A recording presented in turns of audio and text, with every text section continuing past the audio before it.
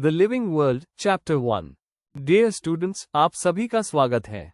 आज हम अध्ययन करेंगे प्लैनेट अर्थ के दो प्रमुख घटकों को, एबायोटिक और बायोटिक कंपोनेंट्स की बातें करेंगे। बायोटिक कंपोनेंट्स वे लिविंग बीइंग्स हैं जो हमारे चारों ओर विद्यमान हैं। बुनियादी प्रश्न ये है, हम इन्हें लिविंग क्यों कहते हैं और ये नॉन लिविंग चीजों से किस प्रकार भिन्न होते हैं। Basic principles of life. A survival पर निर्भरता एक लिविंग बीइंग, जैसे कि जब ये पैदा या उत्पादित होती है तो उसे सर्वाइवल के लिए एनर्जी और कई केमिकल मॉलिक्यूल्स की आवश्यकता होती है। इस ऊर्जा की आपूर्ति के लिए यह मेटाबॉलिज्म करता है। कैटाबॉलिज्म मॉलिक्यूल्स के टूटने के प्रक्रिया को कैटाबॉलिज्म बोलते हैं।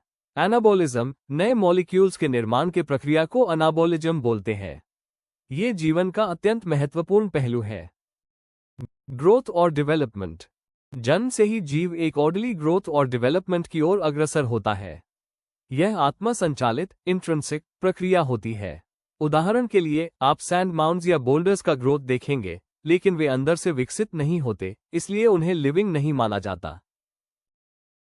पर वही आप अगर देखें कि किसी बीज को सही एनवायरनमेंट मिलने के बाद उसमें से नए पौधे का जन्म होता है। वही पौधा धीरे धीरे अब खाद, पानी और सूर्य की करने के कारण अब ग्रो होने लगता है। इस उदाहरण में जो भी कुछ हुआ है वो संपूर्ण ग्रोथ डेवलपमेंट पौधे के अंदर से निर्माण हुई है, ना कि बाहर से। एजिंग। ग्रोथ और डेवलपमेंट लिमिटेड नॉट इन्फिनिट होते हैं। एक समय आने पर शरीर के मॉलिक्यूल्स, अंग, ऑर्गन्स और सिस्टम्स जरूरी कार्यकुशलता खोने लगते हैं। इस प्रक्रिया को हम एजिंग कहते हैं। फिर जीवन की समाप्ति यानी डेथ की ओर बढ़ता है।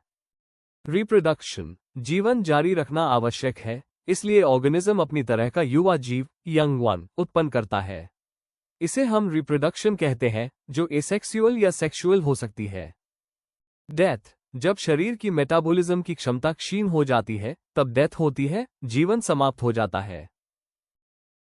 Responsiveness, irritability. कोई भी लिविंग बीइंग अपने आसपास के थर्मल, केमिकल या बायोलॉजिकल चेंजेस पर प्रतिक्रिया, रिस्पॉन्स करता है। इसे हम कहते हैं रिस्पॉन्सिवनेस या इरिटेबिलिटी। ये जीवन का अनूठा गुण है।